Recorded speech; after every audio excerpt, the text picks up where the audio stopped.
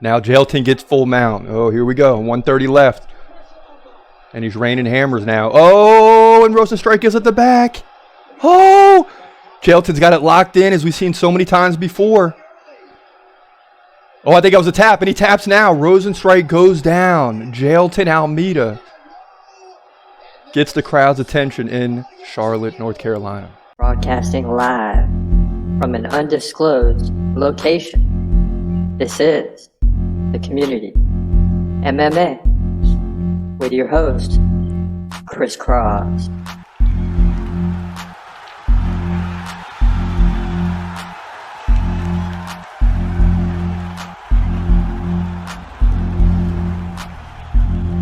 What up? It's your boy Chris Cross checking in. This is The Community MMA. And great night of fighting last night.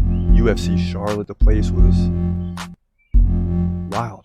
They were going crazy in Charlotte, North Carolina. And it's about 3 hours from where I live. I contemplated going to the event, but I didn't make it. Looking at UFC tickets too, man, prices are ridiculously expensive. I mean, like $125 for the cheap seats. And this is a fight night. This isn't even like a pay-per-view event. But in this situation, money wouldn't have been a factor. It was just timing. Wasn't the right timing. Didn't get to go. But it was a great one. The heavyweight division in the main event. Rozenstruik taking on Jailton Almeida. So we're going to get to that in a moment. But first, breaking news. Khamzat Chimaev, if you want to call it that, would be the betting favorite over Usman if they lock horns. And we've talked about this. He should be the betting favorite. First of all, that's a no-brainer, right? I mean, he should easily be the betting favorite over Usman. And then, as I told you, when he beats Usman, then you're going to hear all the people say, oh, his knees are getting weak. He's slowing down. He doesn't have the dog in him no more. And I'm just telling you that's what's going to be said because that's what's already being said.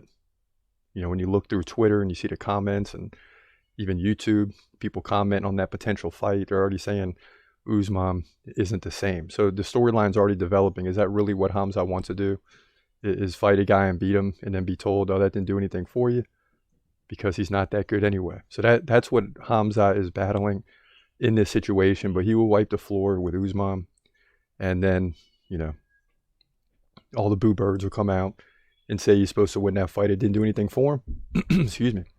And that's why I'm not really for that fight. I mean, as much as I don't think Paulo Costa does much for him, at least he'll get ranked high in the middleweight division. I don't think anything changes in the rankings if he fights Usman and beats him. Because Usman's not ranked in the middleweight. So, we'll see what happens. And you can let me know what you think about that but in the comments section. But I just don't think it does anything for Khamzat. But at the end of the day, hey, a fight is a fight. And we need this guy in the octagon. Now, back to UFC Charlotte. So, we're going to get into our record last night. We didn't do well last night. Second losing night of the year, right? 16 events. We had 14 winning nights. A lot of good ones, like 11-2, 11-3, 12-2 at pay-per-view events. But, you know, we had 2 losing nights so far. And at this point last year, we had none. So, deeply concerning. But we're still 120-70 overall in the predictions. So 50 more right than wrong, and we'll take it. But we could do better. Make no mistake about it. So as you get into the main event, and we'll work our way down the card.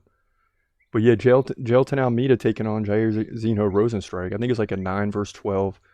Almeida's rising. He's beating everybody, right? But now he's getting into the thick of it in the heavyweight division, right? As you go up, you're going to start seeing guys with power, guys that are strong. And can Almeida still take guys down and finish them that way?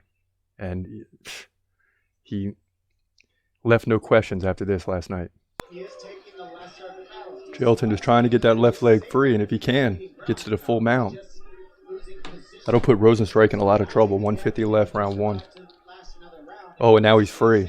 He's got side control, though. And we'll see if he opens up here in a minute. Getting closer to full mount. Now he's locked up Rozenstruik's right leg, and this isn't good for Rozenstruik. I mean, we've seen him do this to opponent after opponent. Now Jailton gets full mount. Oh, here we go. 130 left. And he's raining hammers now. Oh, and Rozenstruik is at the back. Oh, Jailton's got it locked in as we've seen so many times before. Oh, I think that was a tap, and he taps now. Rozenstruik goes down. Jailton Almeida gets the crowd's attention in Charlotte, North Carolina. And Rozenstruik can't believe it. And he's got the same look as a lot of other guys, right? I mean, the guy is 30 pounds lighter than you, but he's built like a brick house. And he climbs up the body, he gets a takedown, and he ends up getting a submission, and he does it again. So Rozenstruik goes down. Jailton Almeida gets the win, and he's going to be an impressive 19-2. So the Brazilian is ridiculous. And he gets the win over number 9, so he'll crack the top 10 of the heavyweight division. Heavyweight division. UFC Fight Night. Yeah, and he came through big for me yesterday because everybody's waiting on me to go to this party. And I'm like, trust me, it's a heavyweight fight. It's going to be done in the first round. Everyone's sitting on the couches waiting for me. And I'm like, man, if this doesn't get done in the first, I might miss the remainder of the fight. And thankfully, Jailton got the job done. He was just simply impressive, man. I mean, just impressive. 3:09 of control time. That's about how long it took. He led in significant strikes 4-0, 14-3 in total strikes. He had the one takedown. That's all he needed to move to 19-2. I mean, it's ridiculous. It really is ridiculous. He's on his way up. And I mean, I could see him being the heavyweight champ. I mean, how often do you see a heavyweight that can take guys to the ground? You know, these guys all got power, but they're not prepared to go to the ground. They're just not. And if he can continue doing this, I don't know that anyone can stop him. So you got him rising, Pavlovich is rising.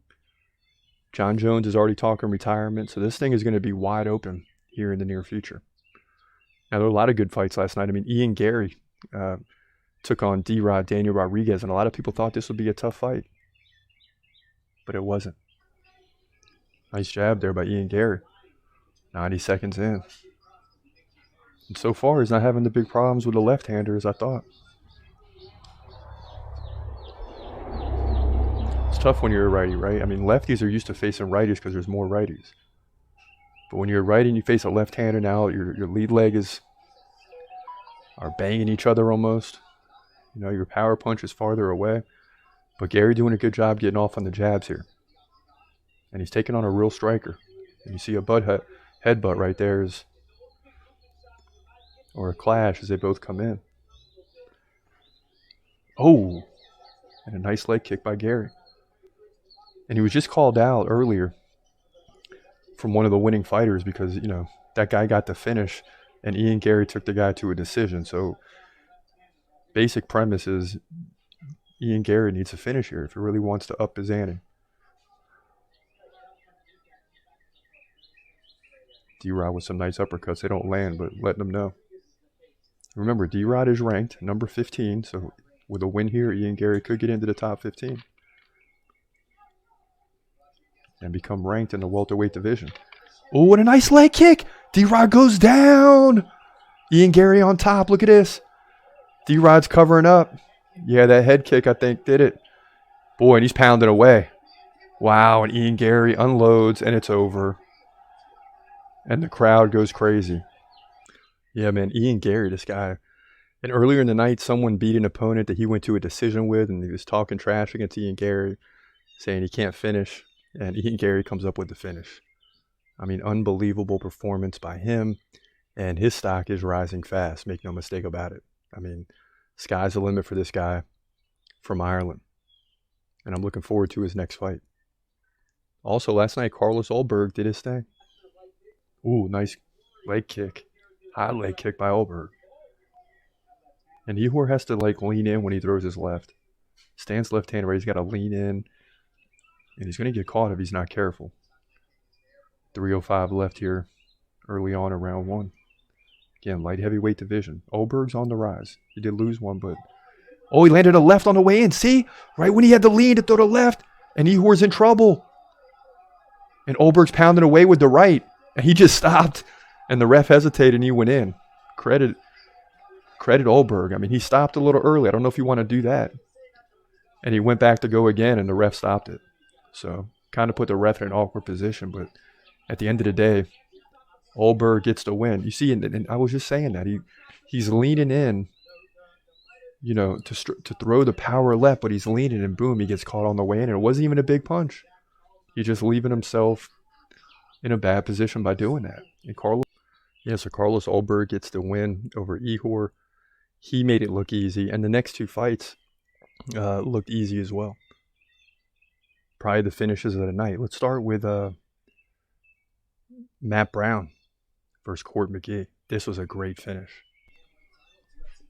Court McGee standing toe-to-toe with Matt Brown. That's putting yourself in a tough spot now. Court McGee lands a right leg kick, but to me, Matt Brown, he's standing taller. He's got the reach. We predicted him to lose, but so far he's utilizing the reach well, and he's punching downward. Court McGee just looks a lot smaller than him, even though they're the same weight. 1 minute left, round one. And McGee checks him with a leg kick. Matt Brown coming in, though. Oh, he pops a right. Wow. And Court McGee is done. And Matt Brown knew it as soon as he landed. He didn't even go in for a second. Court McGee can't believe it. He's just looking up, hands over his head, like, what happened? Yeah, man, Matt Brown stepped in, big right hand, and that was it. And it was crazy because a lot of times the guys go in with a hammer fist. They really try to make sure the opponent's not getting up, the fight is over. And Matt Brown just celebrated right away. He knew as soon as he landed it. And you like to see that. And then another big one last night. Best finish of the night among like 8 or 9 finishes. It was crazy. It was wild last night in Charlotte. Was Brian Battle in 14 seconds. Check this out. All right, here we go. Brian Battle, Gabe Green. Kicking this thing off, touching gloves here. Boy, and Green's coming in fast. Look at this. Oh, he takes a left and a right. Oh, this week. Oh, my gosh. Gabe Green is done. He came in swinging. Oh, it took a big right, then a left. Look at this. And then a left. And Brian Battle's in trouble. He just rocks him with a big right hand. Wow. With his back against the fence. That's impressive. And Gabe Green had a clear strategy. He's going to come in and he's going to set the tone, and it didn't work for him. That's for sure. Wow. Yeah, it definitely didn't work for him. I mean, he came in with a clear mission to end this fight early. And that mission, I don't want to say failed. It just didn't go his way because the fight finished early.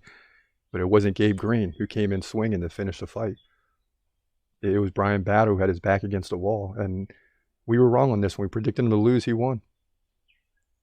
And, credit Brian Battle. We had a lot of rough picks last night. We'll get into this in a minute, but first this is what it looked like. So you see the prelims to the right. 1 and 5 in the prelims. But we had a chance in the main card. We win the first 3 with Morono, Ulberg, Ian Garry.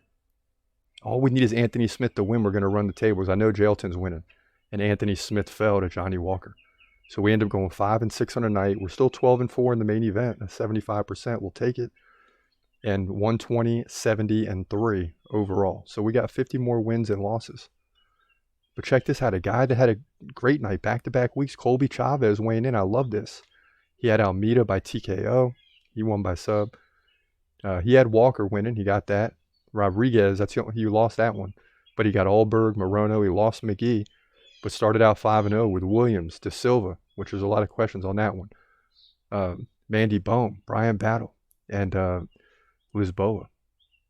So 9-2 for Colby Chavez on the night. I think he was 11-2 or something like that. 9-2 the previous week. So shout out to Colby Chavez, who's doing the darn thing with his picks. And he's making us look bad. Well, last week we were tied. But this week he made us look bad, man. 9-2 and we're 5 and 6. So rough night for us, great night for Colby Chavez. That's how you do it.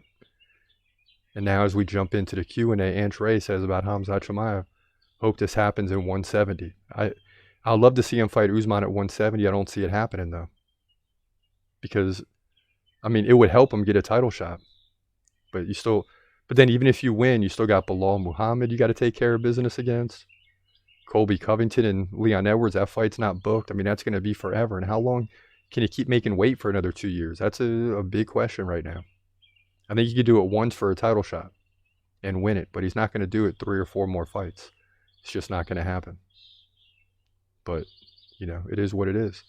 Jay Floyo 11 said, who whooped Nate Diaz? ? Khamzat